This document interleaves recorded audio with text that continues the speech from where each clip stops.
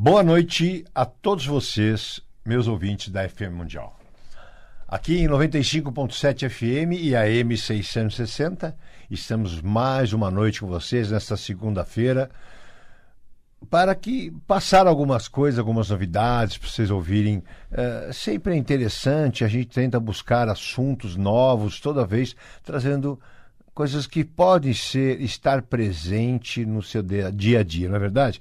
Boa noite, doutora Thelma. Boa noite, doutor Geraldo. Tudo bem, filha? Tudo bem. Bom. Estou feliz que estou aqui hoje. Que bacana, que bacana. Você escolheu esse assunto que eu achei muito bacana, inclusive foi um assunto da revista da Rede Una, não é verdade? Uma revista que falou sobre a parte odontológica, que é um convênio da Rede Una. E nós achamos um assunto muito bacana para trazer para vocês. Qual é o assunto, doutora Thelma? Fala para eles. O que eu escolhi, que eu achei interessante, mais na parte informativa para os nossos ouvintes. O tema de hoje é desordens alimentares e suas implicações odontológicas. Nós temos alguns problemas como anorexia, bulimia, por exemplo, que interferem na estrutura dental, causando lesões, na maioria das vezes, irreversíveis nos tecidos duros dentais. Então, para quem... Só um minutinho te interrompendo. Claro. Vocês vão ver, é muito importante que vocês prestem atenção, porque está muito dentro de uma faixa etária dos jovens, dos adolescentes, que varia dos 17 até os 20, 21 anos de idade. Então, você que tem seus filhos, seus netos, ou mesmo os filhos de seus amigos, sobrinhos, preste bem atenção que é um assunto que tem aumentado muito, muito mesmo agora na atualidade. Vocês vão entender o porquê. Então, doutora Thelma, vamos falar então da anorexia e da bulimia. Não é? Começa então, Thelma. Algumas doenças psicológicas podem ter influência direta na saúde física das pessoas. As desordens alimentares, como a bulimia e a anorexia, são problemas caracterizados por distorção da autoimagem. É como eles se veem. Em geral, causada pela baixa autoestima e pressão social, com excessiva preocupação em manter um suposto peso ideal. Você veja que isso é muito ligado à parte psicológica da pessoa e muito ligado ao momento que ela está vivendo. Entendeu? Então, muitas vezes o jovem sob pressão, qualquer tipo de pressão, ou em casa ou fora de casa, nos vestibulares, ou então nos seus trabalhos, ele pode ter essa alteração de conduta, não é? Isso.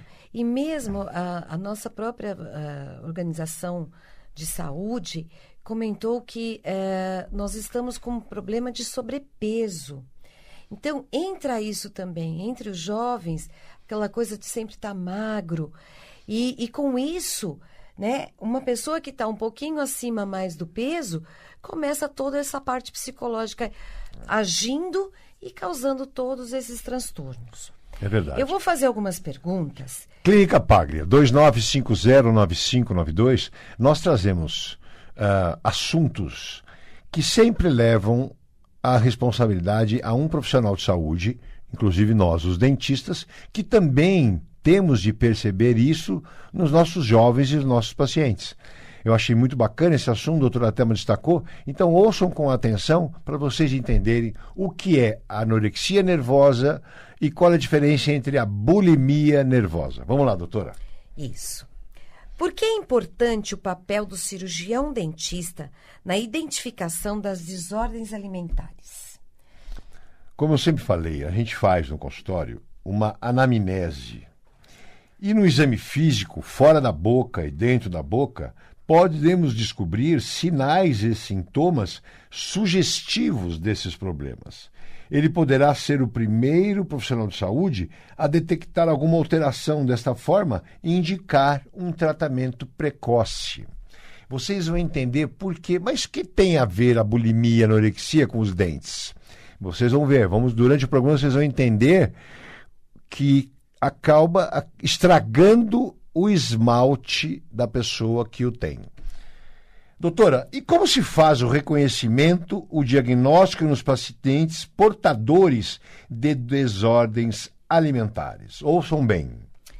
Os indivíduos afetados pela anorexia nervosa apresentam um enorme medo de ganhar peso ou tornam-se obesos. Ou tornarem-se obesos.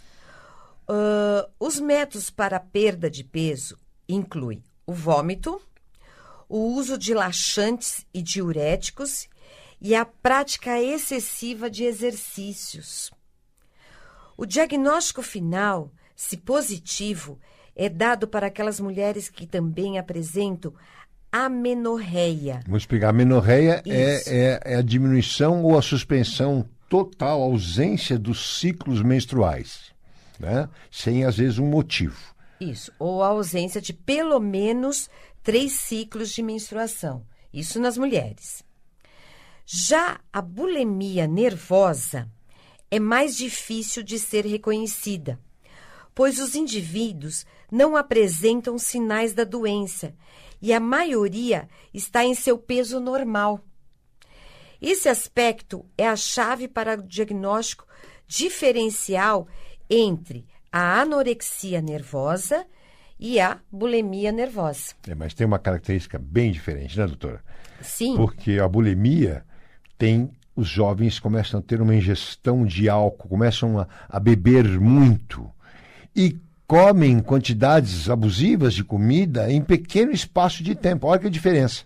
E depois, para ter a sua eliminação, induzem o vômito. Então, vejam vocês. Então, a bulimia, ela difere da anorexia nesse sentido. Geralmente está acompanhada de ingestão grande de bebida alcoólica. Comem também bastante. Mudança de caractere, mudança a pessoa, ele fica uma pessoa mais agressiva, entendeu? Comem bastante em pequeno espaço de tempo e aí provocam o vômito para vomitar, para que não haja o processo de digestão e não venham a engordar pelo alimento. A confirmação diagnóstica se dá nesses quadros quando eles se repetem pelo menos 2 vezes por semana. Aquele jovem que pelo menos 2 vezes por semana ele tenta fazer isso, já pode ser enquadrado com um paciente que tem uma bulimia, por um período mínimo de 3 meses.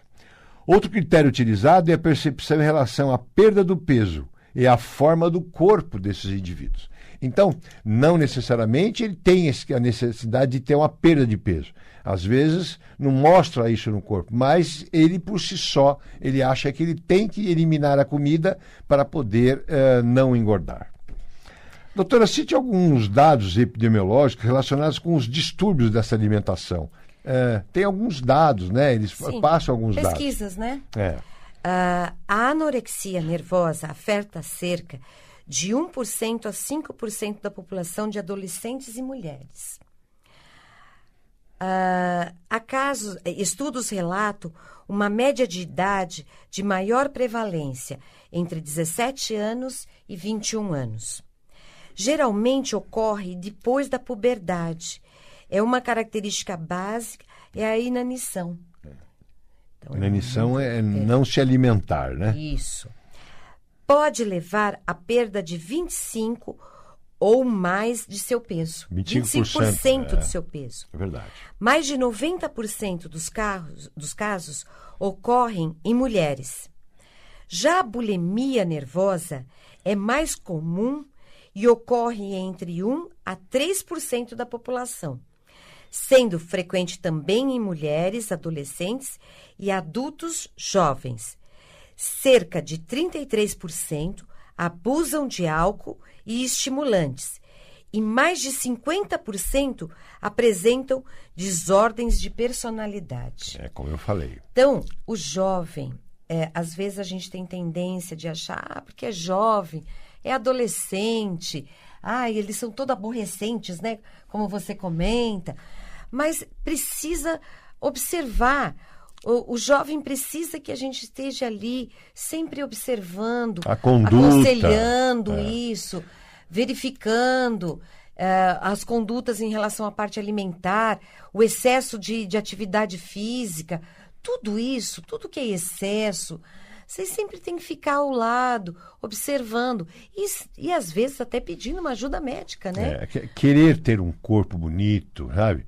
Querer estar perante a sociedade muito bem, às vezes leva realmente a uma mudança de personalidade. Isso às vezes vira uma obsessão. E tudo que é obsessão, tudo que é demais leva a um lado ruim. Dentro da odontologia a gente percebe porque na hora de que eles provocam o vômito, esses ácidos do estômago, né, eles vêm e corroem o esmalte dos dentes. Então é aí que o dentista vai ver quando há presença de uma anorexia nervosa ou uma bulimia nervosa. Então, na faixa de 17 a 21 anos de idade, os jovens, as mulheres, né? Então a mãe tem que estar em cima, ver como é que ela está, se tem vindo a menstruação dela direitinho, se não, tá vendo? Se houve alguma alteração de perda de peso repentina. Como é que está esta criança, este jovem, esse adolescente, em relação à sua personalidade, se ele ficou um jovem agressivo. Então, isto pode estar dentro da sua casa. Preste bem atenção. Ele fala, olha, poxa, eu não sabia disso, doutor Geraldo, mas infelizmente, e eu vou falar para você que a gente vê isso no nosso dia a dia da Clínica Paglia. Não é verdade? Clínica Paglia, 2950-9592, 2950-9592. Estamos na rua Pedro Doll, número 95, Alto de Santana. Nós estamos lá de segunda às sextas-feiras, das 9 da manhã às 21 horas. É isso aí. Doutor Geraldo, como é feito o tratamento e como deve ser a conduta do cirurgião dentista junto a esse paciente?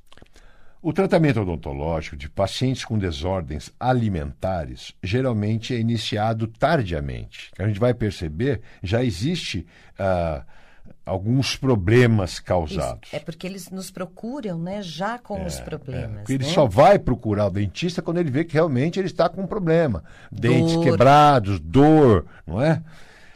A perda da estrutura do dente é irreversível, se mantendo mesmo após a cura da desordem alimentar. Quer dizer, ele pode até retornar, não ter mais bulimia, mas o dano que ele causou na boca, ele vai ter, não tem jeito, não tem retorno. Não é porque ele parou de fazer esses procedimentos que vai voltar. Aí tem que ter uma ação de um dentista.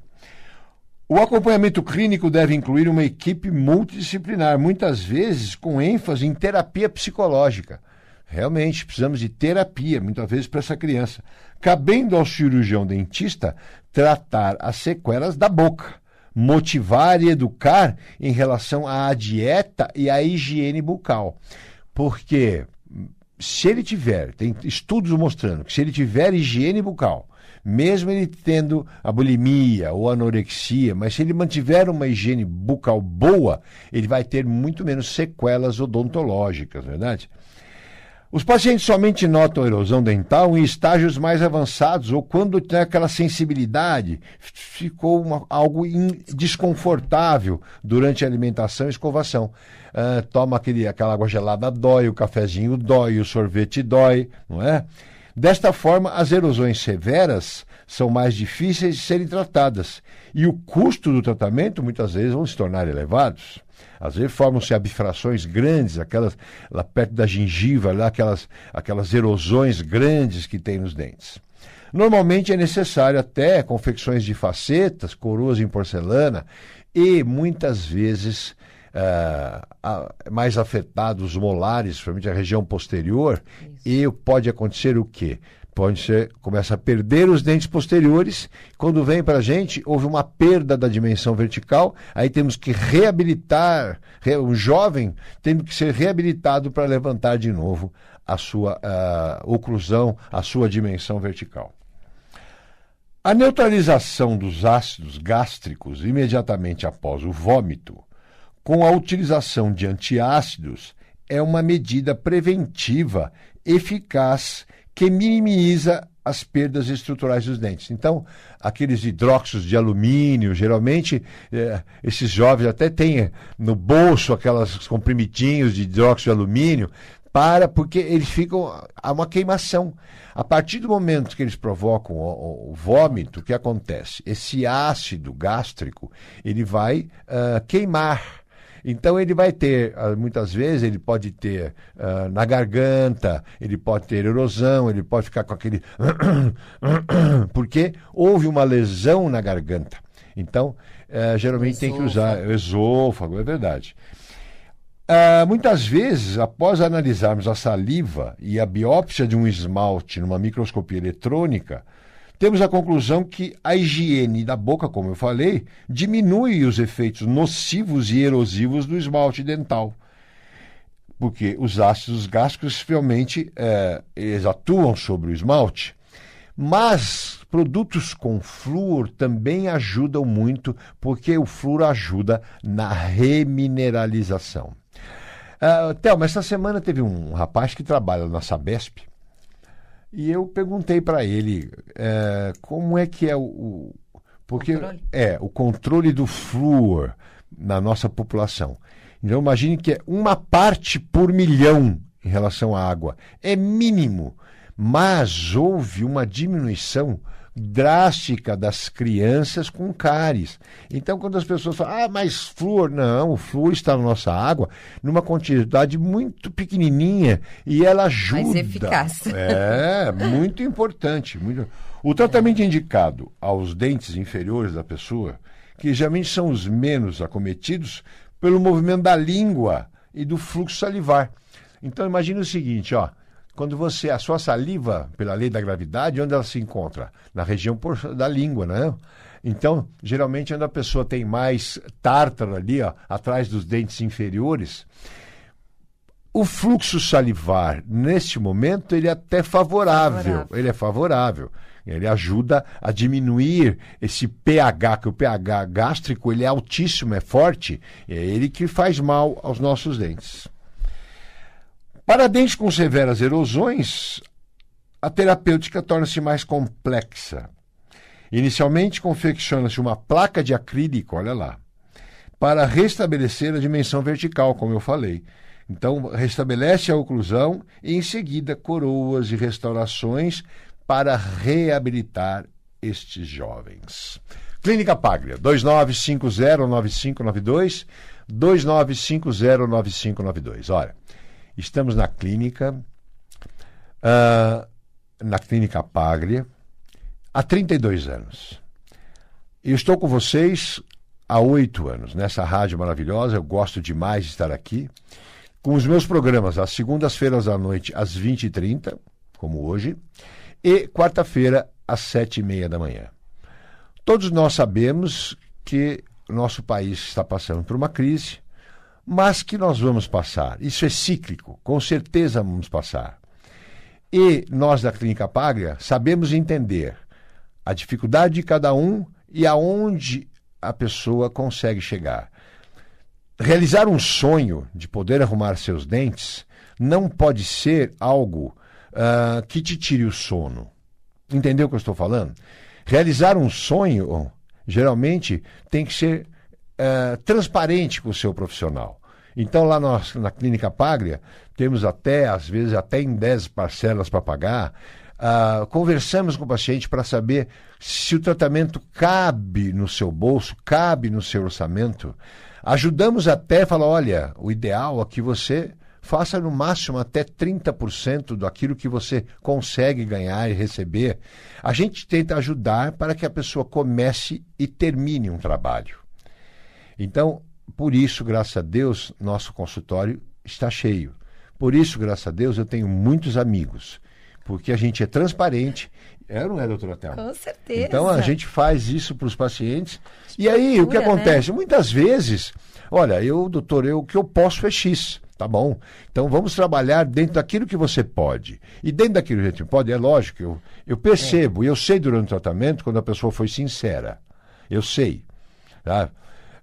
Não, nós a gente também, o percebe. nosso lado, também é complicado, porque nós lógico. temos também Profissionais, tudo profissionais, uma estrutura e um custo alto. Mas o que a acontece? gente tenta amenizar, né? E divide Puxa aqui de um ladinho, do outro. Não, eu estou e dizendo o seguinte, acertar. divide-se o planejamento em várias Claro. fases. Então, dentro daquilo que ele pode, fase 1, fase 2, fase 3. Venha conhecer a gente, bata um papo, vá lá na Clínica Paga que você vai ver que você vai gostar e vai tornar-se mais um amigo lá da gente, tá bom? Isso, Doutora. às vezes o doutor Geraldo está muito ocupado.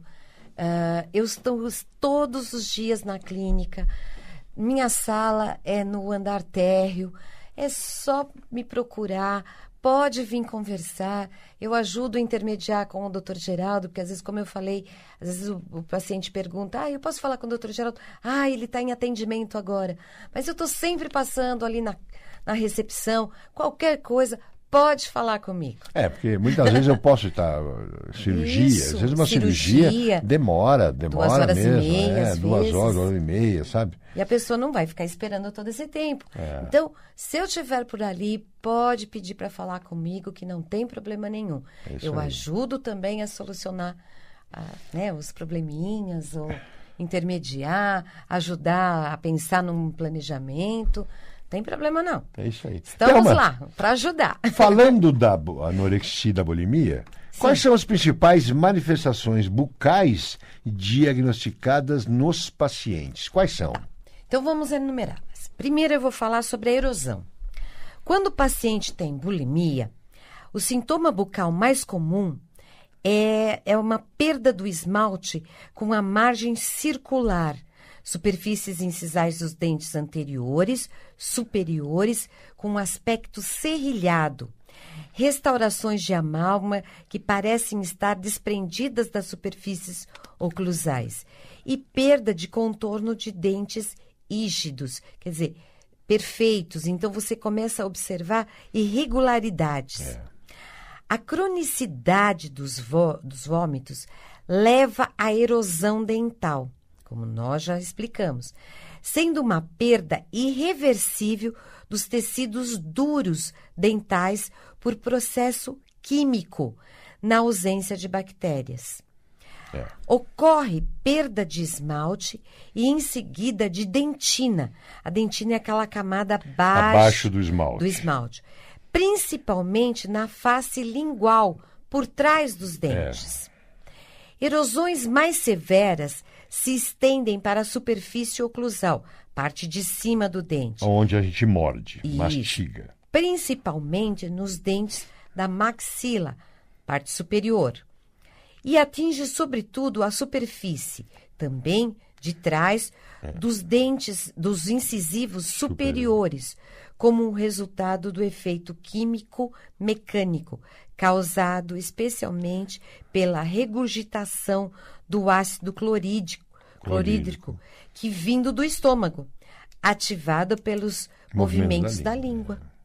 Elas podem ser detectadas em até 6 meses após o início de indução de vômitos. Então, normalmente, esse início, por isso que nós falamos, às vezes nós percebemos pelo paciente indo ao consultório pela sensibilidade. Mas nem sempre, às vezes, o paciente chega no início do problema da doença. Então, como foi falado, 6 meses, às vezes, após todo o processo que ele está tendo, é que ele vai ao consultório. O pH da boca está em torno de 2 a 5. O pH média, básico, isso. só para vocês entenderem, Isso. pH é o que mede a acidez. O pH normal, o ideal é 7. Acima de 7 é um pH básico. Abaixo de 7 começa a ser um pH ácido. Então, você imagine se a boca tem de 2,9 a 5, que a média é 3,8 numa boca de uma paciente que regurgita e força o vômito, então ele está sempre com pH ácido. Sempre provocando essa descalcificação do dente. É isso aí. Também pode progredir para a região posterior, resultando em diminuição da dimensão vertical. Dimensão vertical é a altura dos dentes que você tem ali quando você fecha a boca. Se você tem um processo de destruição dessas partes, como eu falei, da parte de cima, assim, do dente, você vai ter uma diminuição disso, com sérias consequências na articulação, até na estrutura da face. O rosto, a pessoa parece que mais envelhecida, porque toda a estrutura mole, ela cai. Infelizmente, nosso programa chegou ao fim, mas eu vou terminar rapidinho, presta atenção. Isso leva ao aumento de cáries, porque o esmalte é o que protege o dente. Se ele está sendo atacado, atingido, desgastado, aí a boca fica aberta às bactérias atingirem na parte de esmalte, na parte do dente, da dentina. Então, agride aumentando o número de cáries. Como a doutora Thelma já falou, a hipersensibilidade na dentina. Por que acontece? Se a dentina fica exposta, os canalículos, são os canalículos nervosos, estão na dentina. O esmalte, o que ele é?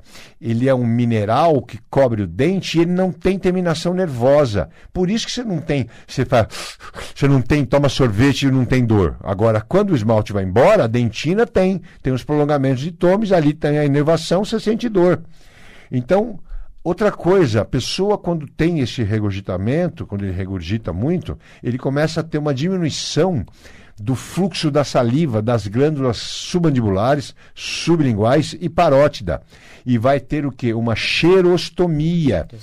Porque essa acidez também queima. Você tem na sua boca diversas glândulas.